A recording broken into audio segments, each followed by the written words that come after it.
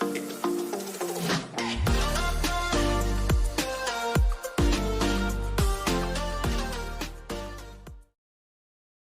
semua, Assalamualaikum warahmatullahi wabarakatuh. Kenalkan, saya Ramadia Spiratul Suboto dari kelompok 2. Nah, pada video kali ini kelompok 2 akan memaparkan materi tentang masyarakat dalam sudut pandang antropologi. Tapi sebelum itu, izinkan saya memperkenalkan anggota dari kelompok 2. Yang pertama ada Arnold Santuri, Elisa Juliani, Nining Setianingsi, Haikal Farezi, dan saya sendiri. Tanpa berlama-lama lagi, langsung aja yuk kita lihat videonya. Nonton. Assalamualaikum warahmatullahi wabarakatuh. Halo semuanya, apa kabar? Semoga dimanapun kalian semua berada tetap dalam kondisi yang sehat dan juga bahagia ya. Karena kebahagiaan akan menciptakan masyarakat yang rukun, damai, dan juga sejahtera. Ngomongin masyarakat nih, masyarakat adalah suatu kelompok manusia yang saling bergaul ataupun berinteraksi. Masyarakat juga berasal dari akar kata bahasa Arab, yakni syaraka, yang berarti turut serta ataupun berpartisipasi. Masyarakat, menurut ilmu antropologi, ialah kesatuan hidup manusia yang berinteraksi menurut suatu sistem adat istiadat tertentu yang sifatnya kontinu dan terikat oleh suatu rasa identitas bersama. Dalam ilmu sosial, kita juga mengenal dua macam masyarakat. Yang pertama adalah masyarakat paguyuban dan yang kedua adalah masyarakat patembayan. Masyarakat paguyuban merupakan suatu kehidupan bersama yang anggotanya diikat oleh hubungan batin yang murni sehingga bersifat alamiah dan kekal. Sedangkan masyarakat patembayan merupakan kelompok sosial yang para anggotanya mempunyai ikatan yang sementara dan sifatnya sekunder. Anggota patembayan lebih memperhitungkan rugi atau untungnya dalam menjalin suatu hubungan. Nah, selanjutnya itu ada ciri-ciri masyarakat dan unsur masyarakat. Ciri-ciri masyarakat sendiri ada 7 poin. Yang pertama itu hidup di wilayah tertentu, yang dimana sekelompok masyarakat akan mendiami suatu wilayah tertentu secara bersama-sama dan juga memiliki sistem perhubungan antar individu. Lalu yang kedua ada hidup secara berkelompok. Seperti yang kita tahu, manusia adalah makhluk sosial yang dimana pasti akan membutuhkan bantuan orang lain. Dan dalam kelompok ini, antara anggota masyarakat dapat mempengaruhi satu sama lain dan bergantung satu sama lain. Yang ketiga, terdapat suatu kebudayaan. Kebudayaan itu ada jika masyarakat itu ada. Maksudnya, jika di lingkungan masyarakat itu terdapat suatu kebudayaan, pasti akan otomatis diwariskan secara turun-temurun. Lalu yang keempat itu terjadinya perubahan. Masyarakat atau manusia pasti akan berkembang seiring dengan berjalannya waktu, dengan berkembangnya zaman, dan pada umumnya memang masyarakat memiliki sifat yang dinamis.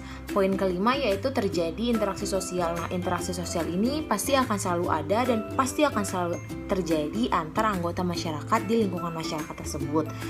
Poin keenam, terdapat pemimpin. Di dalam lingkungan masyarakat atau di dalam sekelompok masyarakat pasti memiliki aturan atau norma masing-masing yang telah mereka sepakati bersama-sama. Nah, dipilihnya pemimpin ini supaya dapat menindaklanjuti secara tegas oknum-oknum yang mungkin dapat memberikan efek buruk di dalam kelompok masyarakat itu sendiri. Lalu poin terakhir ada terdapat stratifikasi sosial. Nah, maksudnya stratifikasi sosial di sini itu kayak di setiap kelompok masyarakat atau lingkungan masyarakat itu pasti mereka mempunyai ahli bidang tanggung jawab religiusnya masing-masing. Nah, dalam hal ini, individu-individu ini disatukan, digabungkan sesuai dengan keahlian dan keterampilan mereka masing-masing. Lalu selanjutnya unsur masyarakat. Unsur masyarakat itu ada 4 poin menurut Surjono Sukanto. Poin pertama itu beranggotakan 2 orang atau lebih. Yang kedua mempunyai kesadaran rasa kesatuan antar anggota. Yang ketiga menjalankan hidup bersama dalam waktu yang cukup lama sehingga dapat menghasilkan manusia baru yang saling berkomunikasi dan juga dapat membuat aturan-aturan antar anggota masyarakat. Lalu poin keempat, menjadikan sistem hidup bersama sebagai kebudayaan yang saling berkaitan satu sama lain. Materi selanjutnya yaitu kesatuan sosial masyarakat. kesatuan masyarakat berarti unsur studi khusus kemasyarakatan yang diberi batasan tertentu secara relatif bersifat konstan seperti individu, keluarga, dan taraf hidup. Kesatuan sosial merupakan perwujudan dalam hubungan sesama manusia, namun perlu dipahami bahwa tidak semua kesatuan manusia yang berlangsung interaksi antara masyarakat harus dan pasti memiliki suatu ikatan yang khusus. Kemudian selanjutnya ada kesatuan masyarakat dan juga non-masyarakat. Yang pertama itu ada kategori sosial. Kategori sosial merupakan suatu kesatuan manusia yang terwujud karena adanya ciri atau suatu kompleks ciri-ciri objektif. Itu biasanya dikenakan oleh pihak luar kategori sosial itu sendiri tanpa disadari oleh yang bersangkutan dengan maksud memudahkan penggolongan untuk suatu tujuan praktisi tertentu seperti usia, pendapatan, dan lainnya. Kemudian yang kedua itu ada golongan sosial.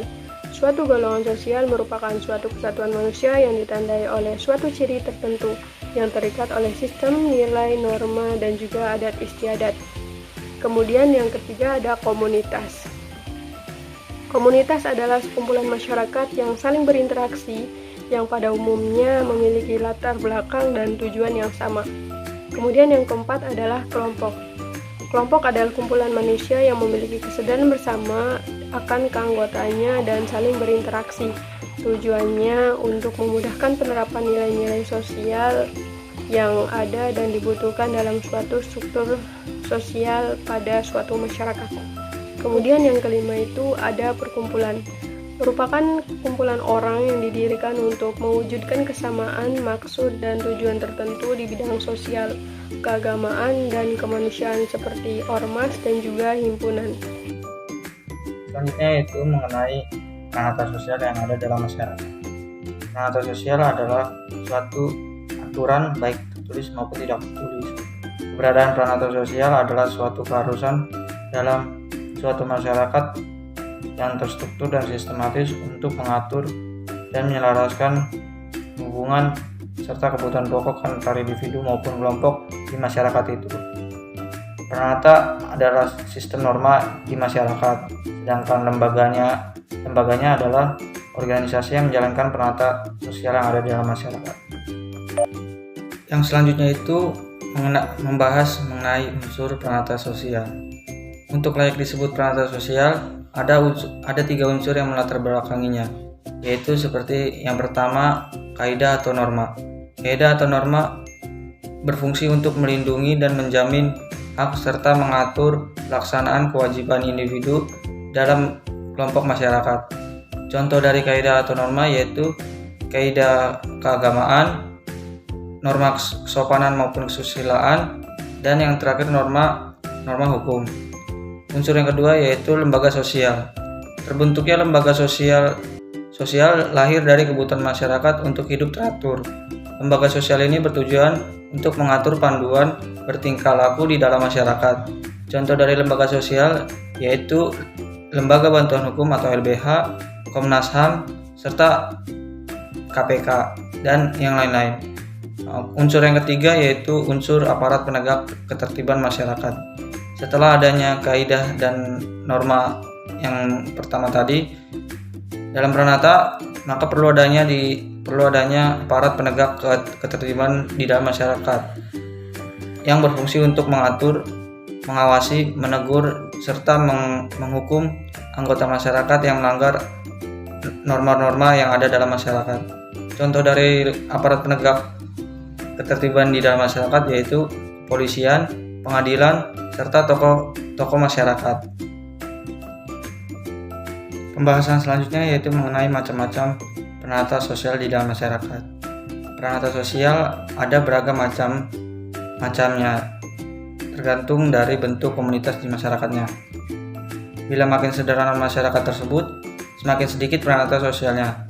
Sebaliknya, jika semakin kompleks suatu masyarakat tersebut, maka semakin banyak pula pranata yang ada dalam masyarakat. Berikut beberapa macam-macam pranata sosial. Yang pertama yaitu pranata domestik. Pranata domestik ini bertujuan untuk memenuhi keperluan kekeluargaan, kekerabatan, dan hubungan antar pasangan. Contohnya seperti pranata perkawinan, pranata sopan santun dalam pergaulan, dan juga pengasuhan anak. Macam yang kedua yaitu pranata ekonomi. Pranata ekonomi bertujuan untuk memenuhi keperluan manusia, baik itu kebutuhan sandang, papan, dan pangan. Pranata ini juga berfungsi sebagai mata pencarian, memproduksi, menyimpan, dan mendistribusikan hasil produksi. Contoh dari pranata ekonomi yaitu pranata pertanian, perbankan, dan juga industri. Macam yang selanjutnya yaitu macam yang ketiga, pranata pendidikan. Pranata pendidikan bertujuan untuk memenuhi keperluan ilmu pengetahuan dan pendidikan manusia supaya menjadi anggota masyarakat yang beradab dan berguna. Contohnya yaitu pranata pemberantasan buta huruf dan yang lain-lain. Macam yang keempat yaitu pranata ilmiah. Pranata ilmiah bertujuan untuk memenuhi kebutuhan ilmiah manusia serta mengatur cara penelaan yang valid, kredibel, dan reliable. Selanjutnya yaitu yang kelima, macam pranata rekreasi. Bertujuan untuk keperluan manusia dalam menghayati rasa keindahan, hiburan maupun kesenangan pribadinya sendiri. Yang keenam ada pranata agama, dan yang ketujuh ada pranata politik, serta yang kedelapan yaitu pranata fisik maupun somastik. Selanjutnya saya akan menjelaskan tentang manusia sebagai pengemban amanah dalam masyarakat. Manusia adalah makhluk yang sangat sempurna dari makhluk lainnya.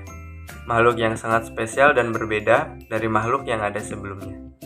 Makhluk yang bersifat nyata dan mempunyai akal pikiran dan nafsu yang diberikan Tuhan untuk berpikir, mencari kebenaran, mencari ilmu pengetahuan, membedakan mana yang baik dan buruk, dan hal-hal lainnya. Di samping itu, manusia adalah pemikul amanah yang semula ditawarkan pada langit, bumi, dan gunung, yang semuanya enggan menerimanya, serta menjadi pemimpin atas diri sendiri, keluarga, dan masyarakat. Semuanya itu merupakan atribut dari fungsi manusia sebagai pengemban amanah di muka bumi ini. Secara universal, tujuan hidup manusia adalah memperoleh kebahagiaan dunia dan akhirat. Secara tidak langsung, manusia hanya menjalankan fungsi haknya dibandingkan dengan menjalankan fungsi kewajibannya. Karena jika kita ingat bahwa manusia di samping itu mempunyai status sebagai makhluk dan bagian dari alam, ia juga mempunyai tugas sebagai khalifah atau pengemban amanah di muka bumi ini. Dengan pengertian bahwa manusia dibebani tanggung jawab dan anugerah kekuasaan untuk mengatur dan membangun dunia di dalam segi kehidupan, bermasyarakat, dan sekaligus menjadi saksi dan bukti atas kekuasaan Tuhan di alam semesta ini. Berikut adalah pemaparan materi yang telah disampaikan oleh kelompok 2. Saya Ramlies, perwakilan dari kelompok 2. Mohon maaf apabila ada kekurangan atau kesalahan dalam penyampaian materi. Terima kasih semuanya sudah menyimak. Saya tutup. Sekian. Wassalamualaikum warahmatullahi wabarakatuh.